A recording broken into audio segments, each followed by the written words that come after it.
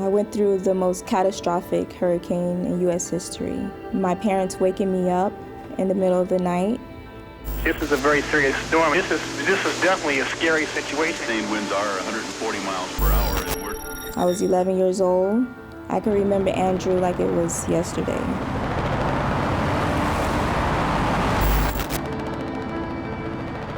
Both of my sisters, myself, and my 6-month-old nephew were in a closet praying, actually thinking that this was going to be our last prayers.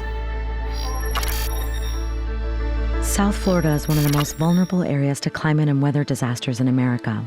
Health professionals and early learning centers play an important role in recognizing stress and promoting resilience in children. In order to protect the emotional and psychological well-being of children, we must also know when it is safe for children to return to areas affected by natural disasters. Parents, teachers, and childcare workers play a critical role in ensuring children are brought into a safe environment after a natural disaster.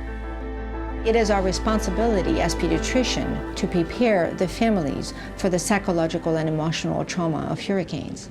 It is difficult for parents to associate those symptoms with the storm because it expresses itself very differently in children versus in the adults, but also each child may express it differently within the family. So most commonly what we see usually in the younger children is crying, irritability, but also we certainly see poor appetite, we can see problems sleeping, nail biting, depression.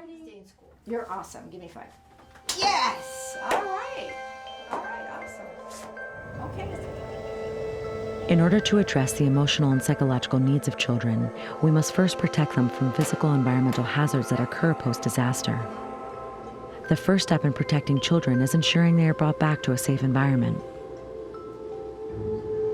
There's a couple of points that we go over with the parents post-hurricane. First of all, try to not involve their children in cleaning the housing. It's important because there's a lot of molds in the environment.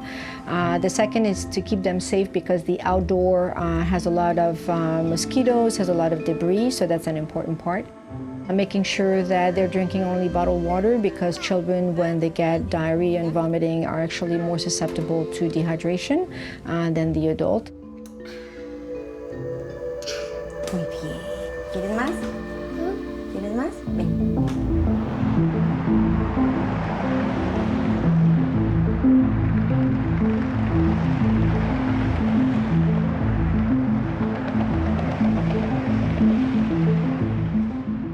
Adverse childhood experiences can affect us well into adulthood. It is important to support resilience, the ability for children to cope, recover, or adapt from physical and psychological stress after a natural disaster. The first thing my mother asked me after the storm was, "How do you feel about this?" Because I didn't know how to articulate what to say, but my parents always kept me aware. That simple question of how do you feel before, during, and after is wonders. It really would help kids because it allows kids to talk out their emotions and possibly their fears.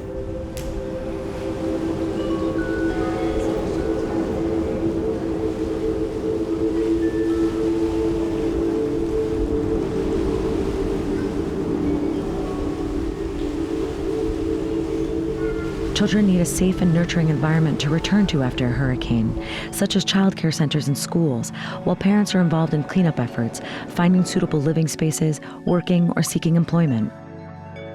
Children are a sponge that they get everything, good or bad, from their family.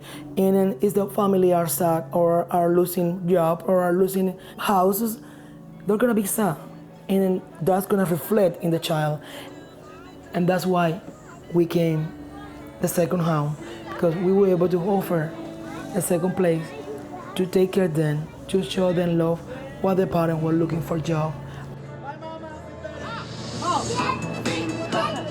We play a lot with the children, and then play is very important because you take them out there however they feel. If they're sad and if they like the music, they're down with you. If they're happy, they will be more happy. call us and we will be able to give the parents training to know what to do, and we are here for them, for the children, for the parents, for the community.